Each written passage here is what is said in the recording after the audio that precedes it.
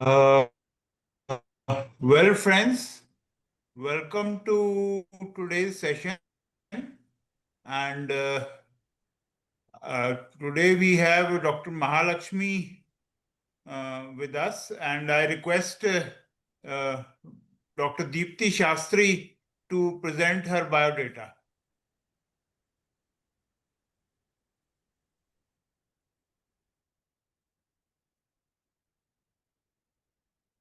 Good evening, everyone.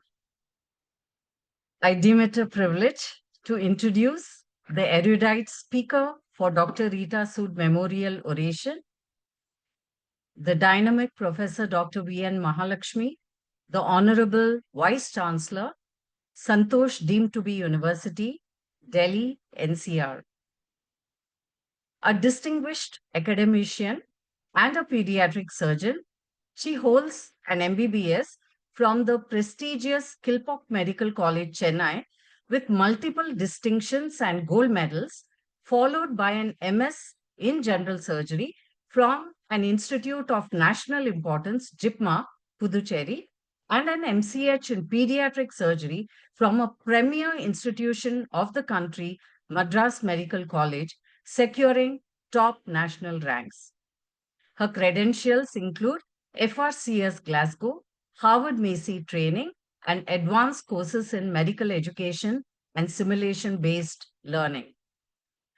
With extensive experience spanning over 2 decades, she has held key academic and administrative roles, including Controller of Examinations, Dean of Health Professions Education, and Dean, Faculty of Interdisciplinary Studies.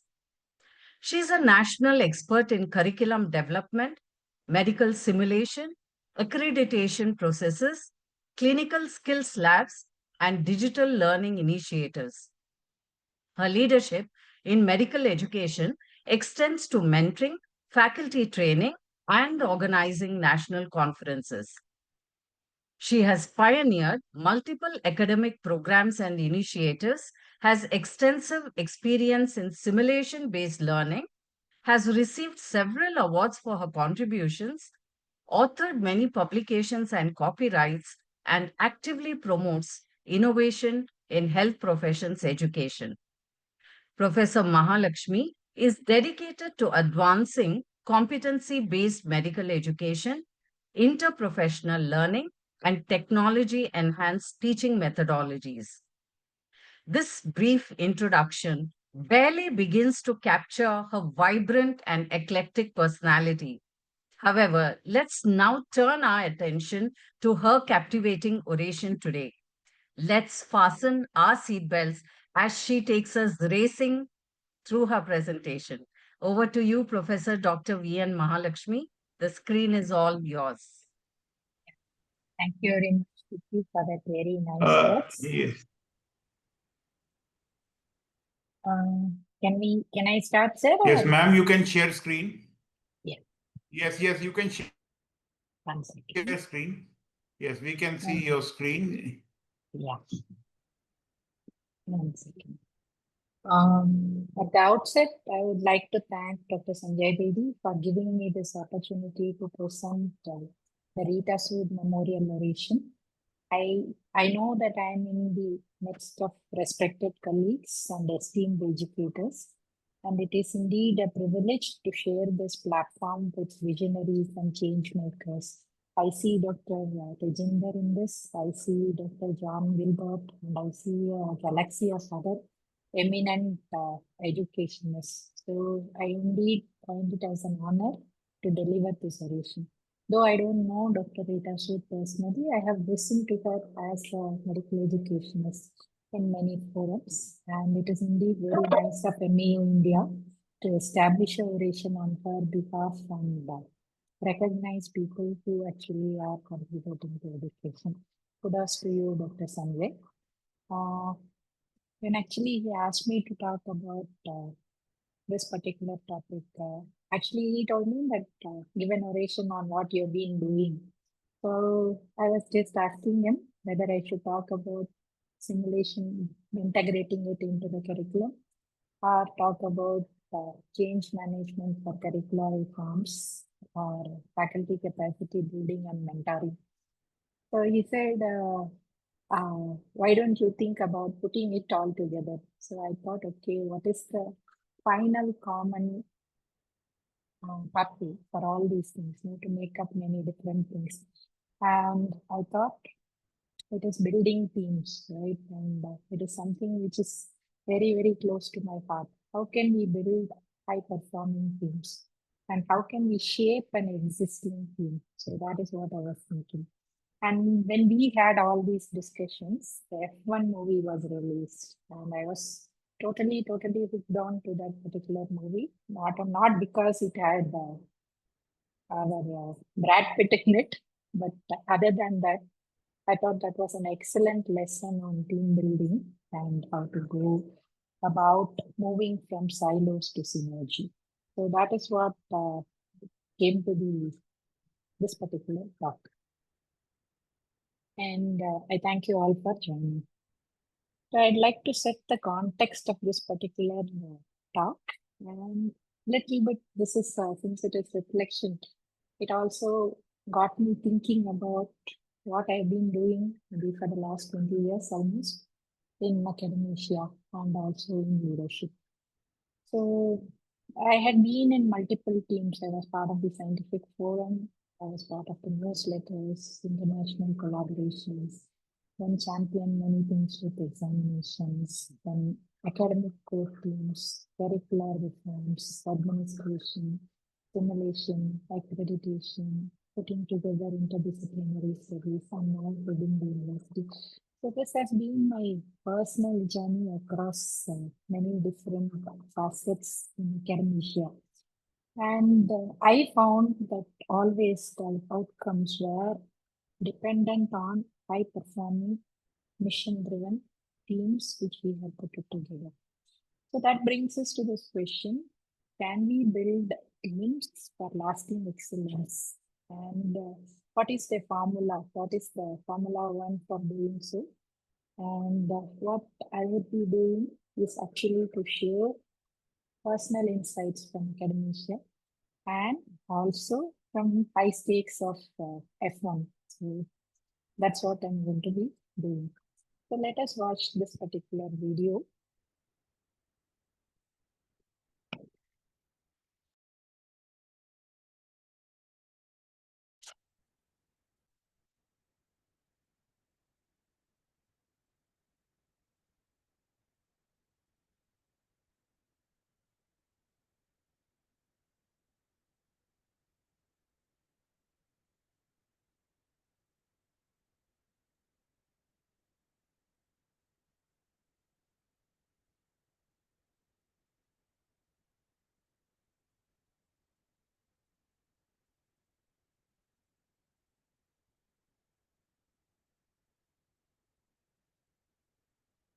So the very valuable lessons on team building, right? And this particular video, what we saw was only for a total of entire pit stop was only, this is the Ferrari team, which was doing the pit stop, and the whole process took only less than 3 seconds. And the whole video is only for about 11 or 14 seconds. So what do we learn from this particular teams, right? So the first and foremost, what we learn is the role of collaborations. There is a very defined roles for each of these team members, right? There is a shared vision. They know what they are going to do and what is the outcome towards it. They're extremely aware of the situation, who is in the lead, who is not, and how much time they can spend. There is a flattening of hierarchy. Everyone has their own specific role. There is leader as well as a follower. There is very clear communication loops. There is trust and reliance among the faculty members. There are standardized practices, and the whole team practices multiple times together so that they can optimize the process and the outcomes. They're extremely sensitive to time. Their synchronization, actually, it was like a poetry in motion. That's what we would call it. The teams are highly adaptable. They make split-second decisions, and They also have adaptive behaviors. So, and in the case of many unpredictable situations, they actually adapt very, very fast, and they make their decisions based on data, and they work towards continuous improvement. And they have a culture of performing very well. So if we actually look at this particular thing and then put it together in the context of academic organizations, so we understand that three principles actually stand together. That is, they work on fostering collaborations, they encourage continuous improvement, and they support individual growth. So can the lessons learned from Formula One be adapted to academic institutions? Is what I would like to explore in the context of this particular part. So when we talk about challenges to effective teamwork in academia, the first and foremost is the settings keep changing. It's a little dynamic landscape. The roles also keeps changing. Who's what and doing. And we have very strict built-in hierarchical systems. And the teams are highly individualistic. The people are highly individualistic. What we respect most in academia is the freedom which comes with that academic freedom. And many times that when you put together the teams because of constant movement of people, so the teams are inherently unstable. So these are some of the challenges we need to overcome in academic teams. So when we actually look at it, so we have these silos in the departments, that is leadership gap. And many a times we work without knowing what are we working for, inconsistent vision. Similarly, if suppose imagine an F1 team, there is no proper team coordination, the team manager is not the strategist, the pit crew is not precise, and they don't have a shared vision, then that is the problem which the teams can also face. So as Lewis Hamilton says, that we need to work, win and lose as a team. So having said that, why do we need high-performing teams in educational context? Okay, we always think, I'm very much reminded of Atul Gawande's write-up and his Harvard commencement address, The Pit Crews and Cowboys. We always think education as we need a shining example, somebody with network influence comes and shines through and puts all reforms together. But unfortunately, that is not the truth, or that is not the reality. The education landscape currently is a very, very complex system which requires collaboration and not heroism. We need pit crews rather than cowboys, right? And we need to have interdisciplinary rather than growing in silos. The tribal mentality, my department, my area needs to go out, and we need to have more, we need to foster interdisciplinary, collaborations. And we need to have synergistic teams, okay, rather than highly talented individuals working alone. So that is what we need to have in the current context of education. Why? Because one is with a lot of pressure on faculty, the threat of burnout is really real.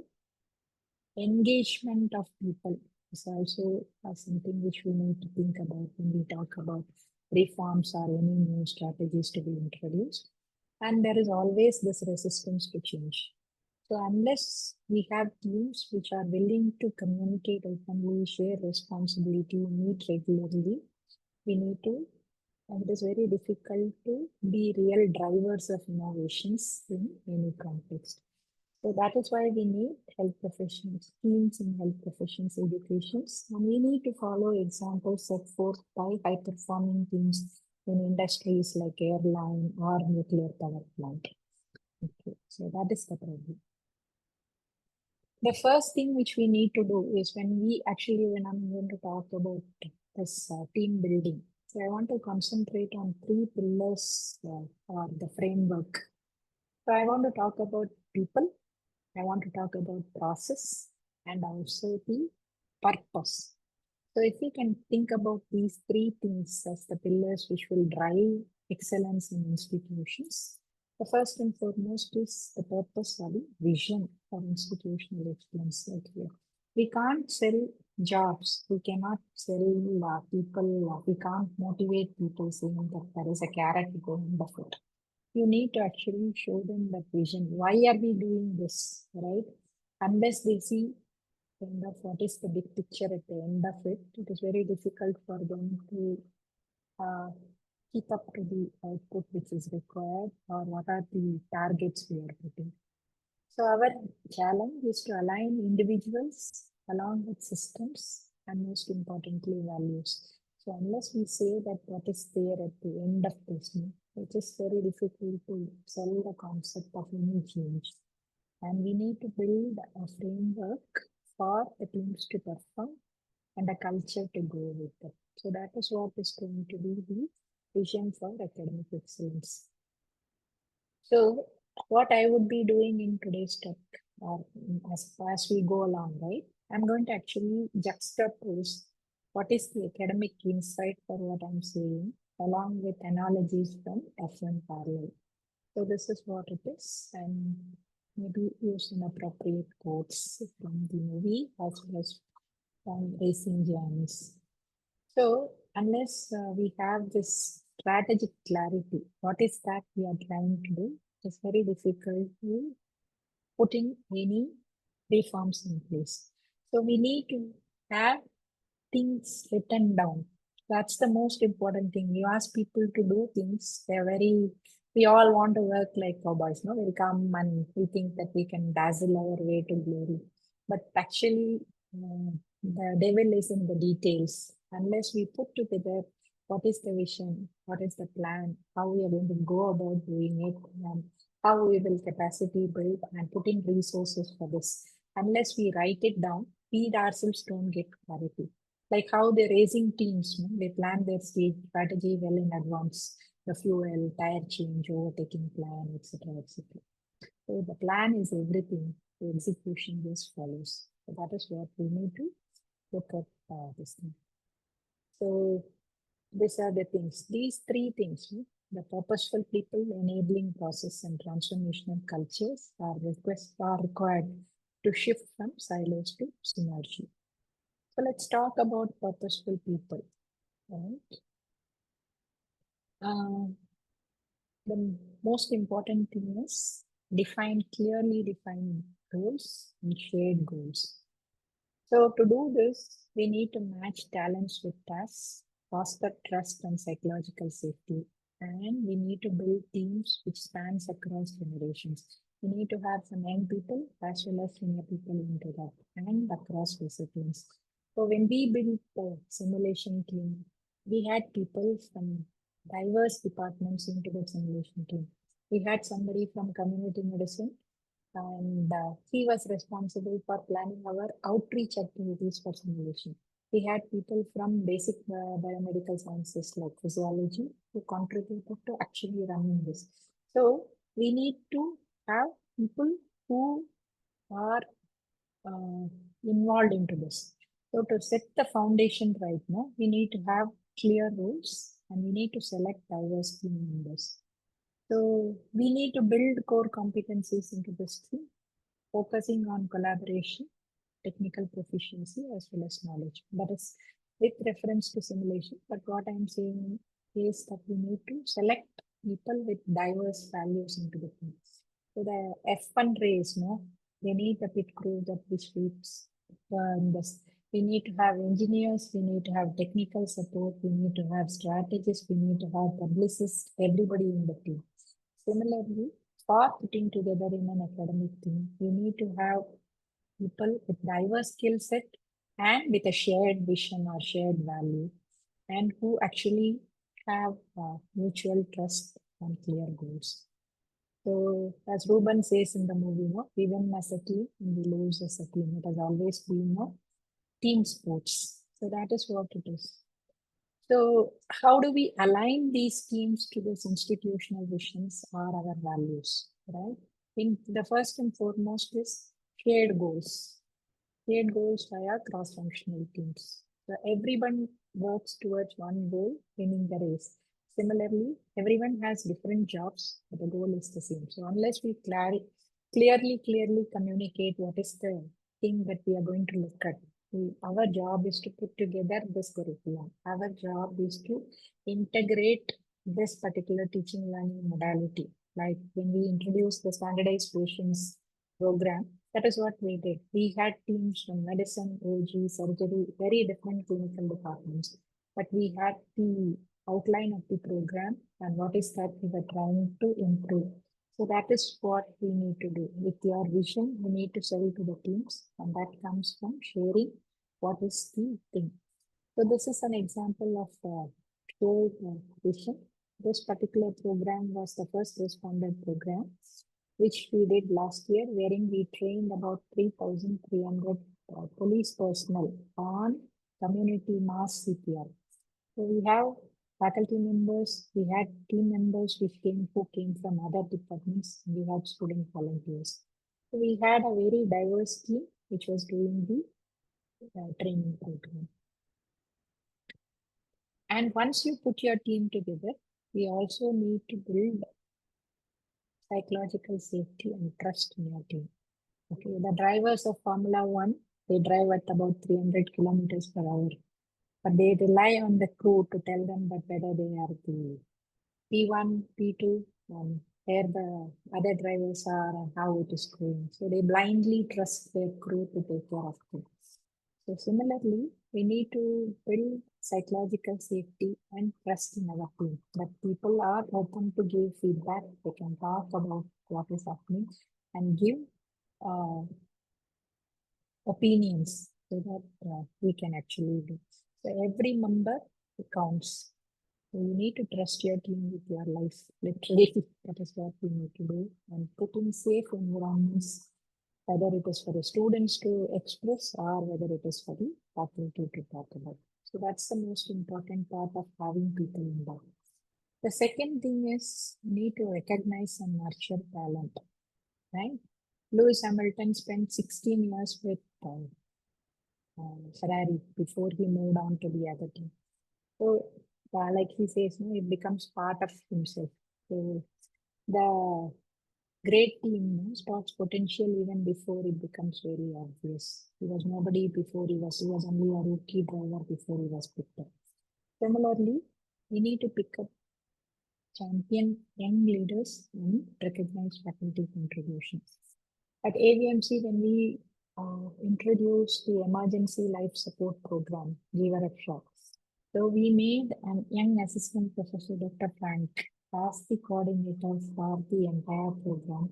So who came up with a lot of quality initiatives and ideas to support, to take this program to the next level. So we need to think about having young leaders or champions and into the structure.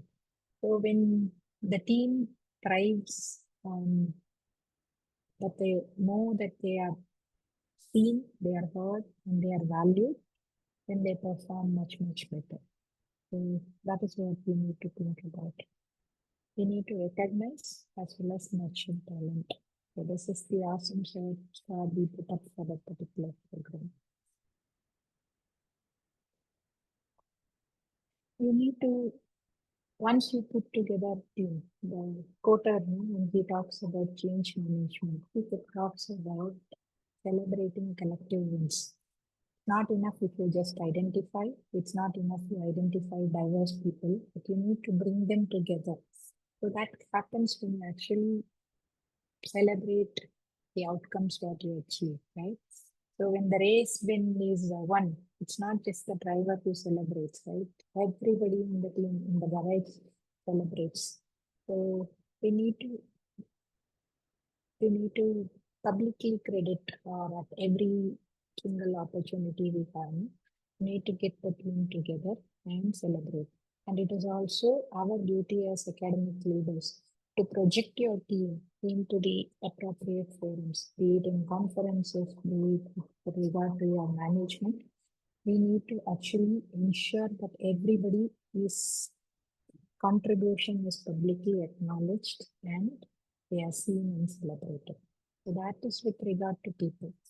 Build psychological safety, build trust in the team, and more importantly, celebrate, nurture and recognize young talent and celebrate collective wins. So we need to be people-centric when we are talking about building teams. Then the second pillar is how do we enable processes so that we can optimize them and we have learning routes. So that depends on having transparent governance and decision making. You need to actually let your team walk through your decision making process so that they know that on what basis decisions are taken, and also they have that safety to question decisions. So sometimes it is there. And for that, you need to rely on data rather than totally on qualitative feedbacks. You need to have systems for feedback and accountability. You need to use technology during this entire process. So accountability in the systems must be evolving continuously. So this is what we used to do after every program. We do a debrief.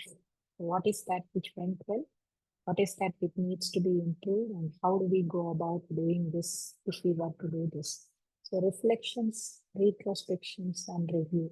As a team, we need to do this together for every single activity. In fact, when we do the BCME program or the previous RBCW, at the end of every single day, right? Not only that, or any of our new workshops. After everybody leaves, we will have a meeting to see how that day went and we will plan for the next day. So this kind of constant building culture of retrospection and review is essential for team to improve its performance over a period of time. That's the team we put together for our simulation lab. These are all our GRF trainers from AVMC. I recognize every single individual's contribution, and they've done very well for themselves. So how do we bring in process optimization? Okay. So as James Hall says, we just don't race, we learn obsessively. So if you take the F1 teams, they have post-race, debrief, they have telemetry analysis, continuous iteration process, so that they have race-to-race improvement. Similarly, we need to embed feedback cycles into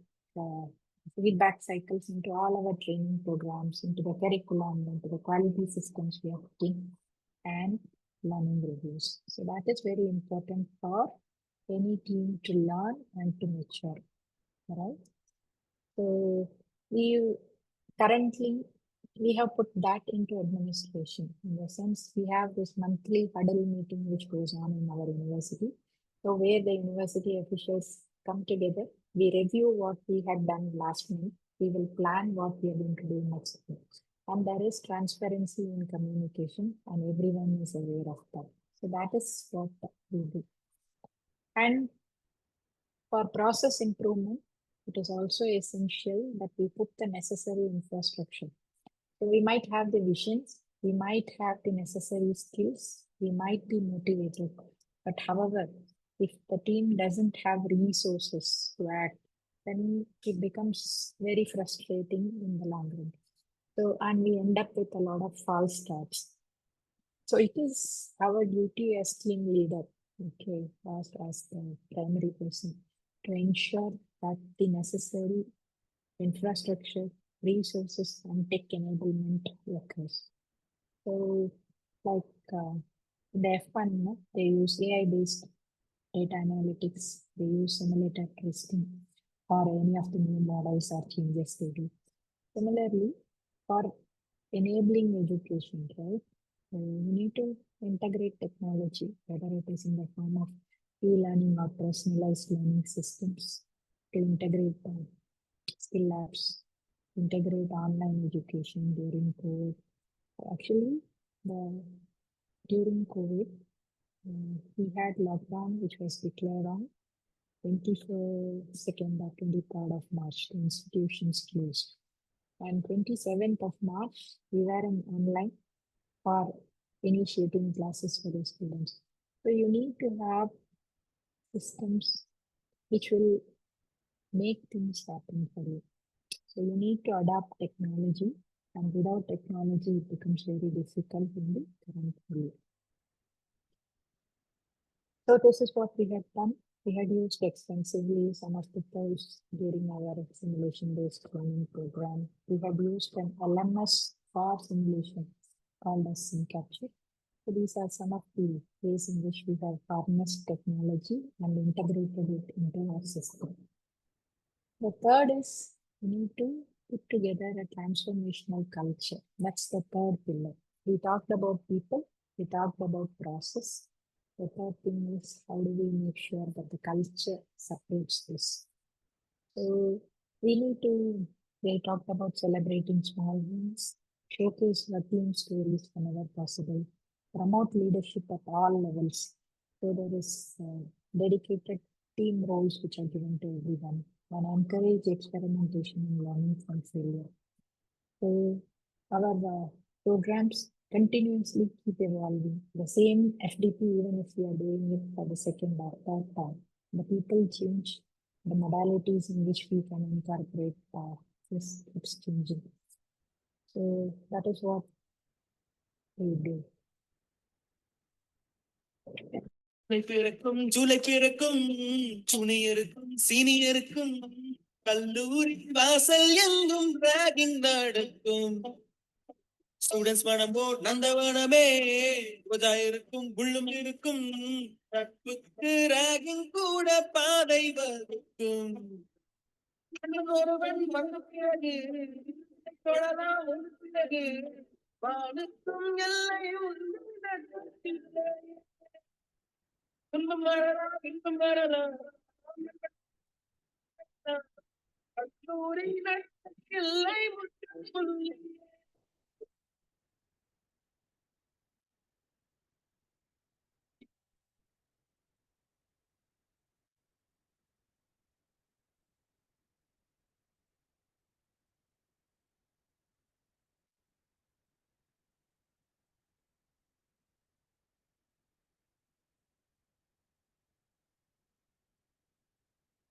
பிறக்கும்.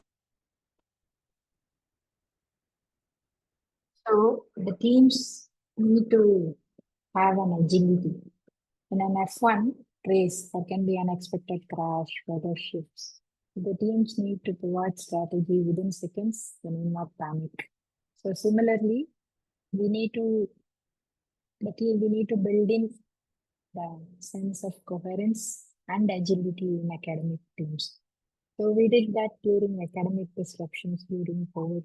We ended up redesigning assessment for the UGs and PGs. We integrated OSCE into the system well before it became mandatory by the National Medical Commission.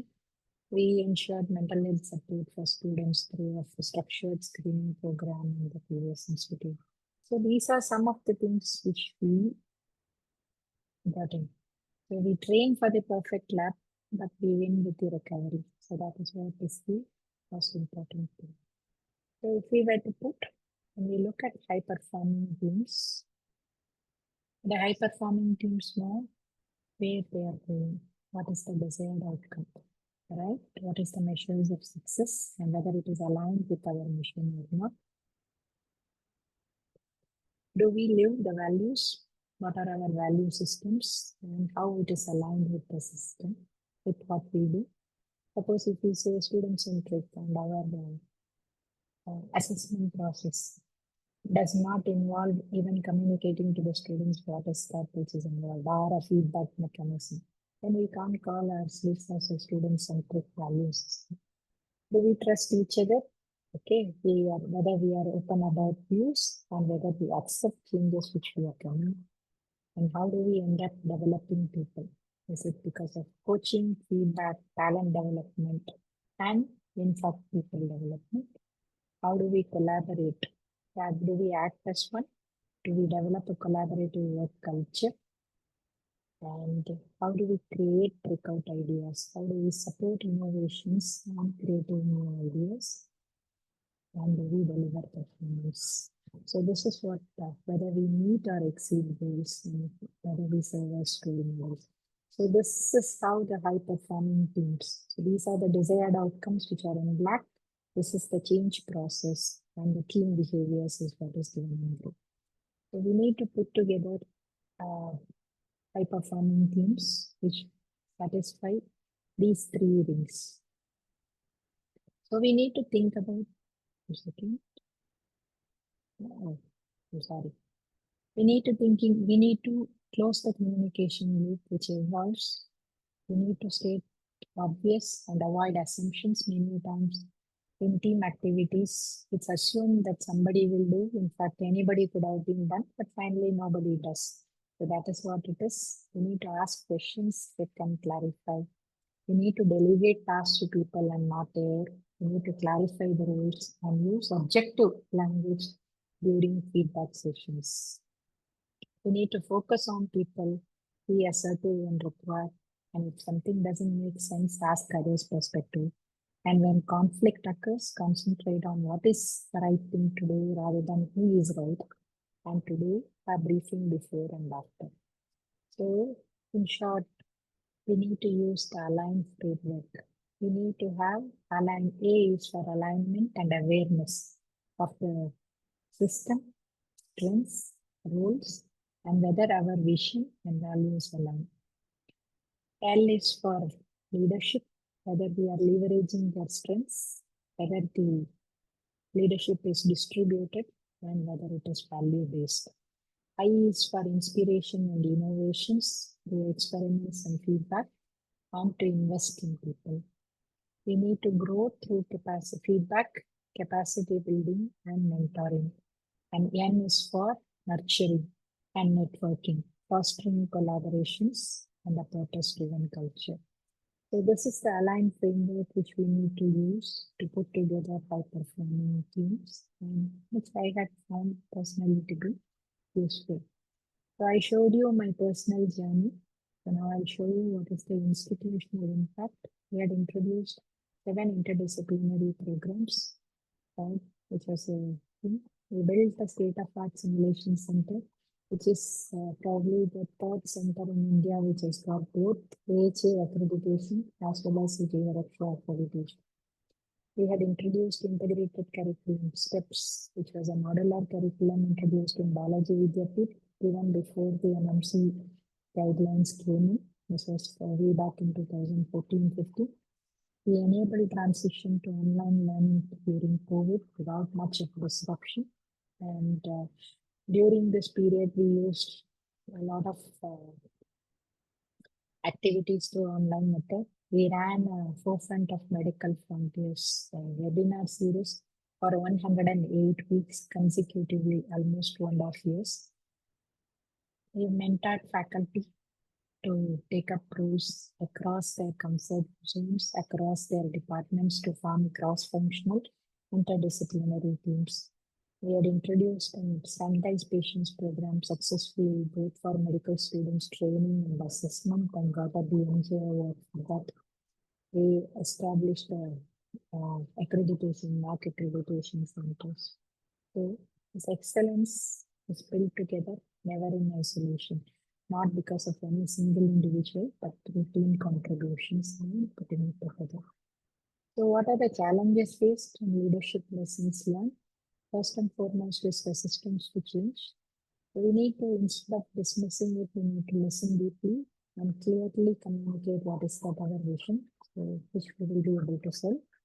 The talent gaps need to be addressed by capacity building and mentoring with intent. I'm very proud of some of the people whom I have mentored. Dr. Raj from Simulation is one such person.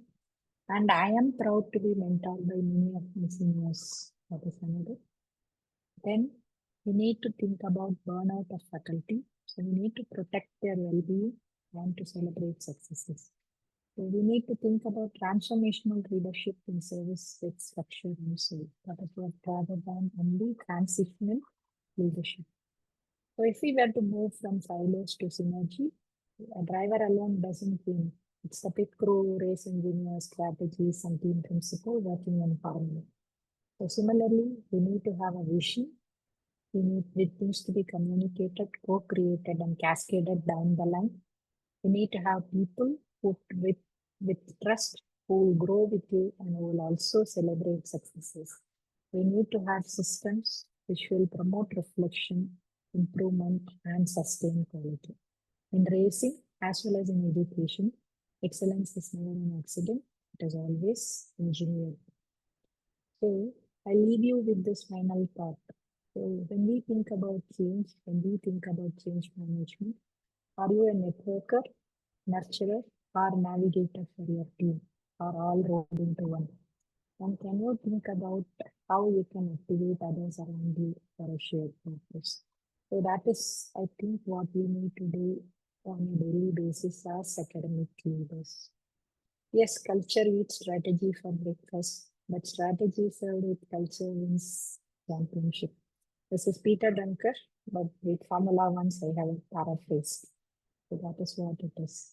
The teamwork test just doesn't happen. You need to understand the characteristics of successful team. You need to know how teams function and maintain effective function, and to follow well-documented principles of teamwork and communication. So excellence is not an event, but it is engineered deliberately, collaboratively, and relentlessly pursuing. Be it in Formula One or be it in education. That is what we need to look at and do. So I leave you with this quote by Maya Angelou, who is an American poet. If we always want to be normal, we'll never know how amazing we can become. So all of us have the potential to put together amazing teams and be part of amazing teams. I think that is what we need to be pursuing. So thank you very much for your time and attention.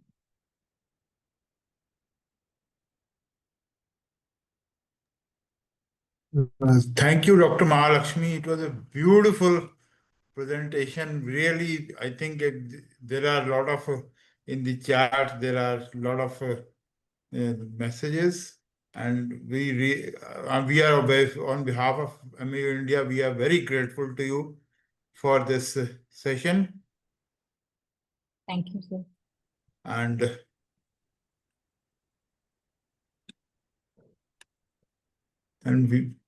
we are very proud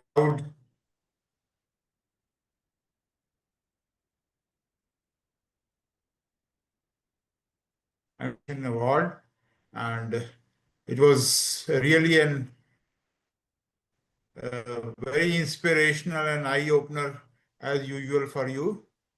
And thank you very much. Thank you very much, sir, for the opportunity. And I really appreciate MEU India's effort.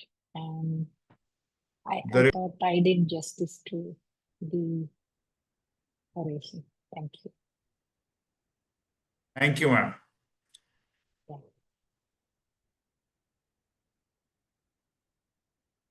And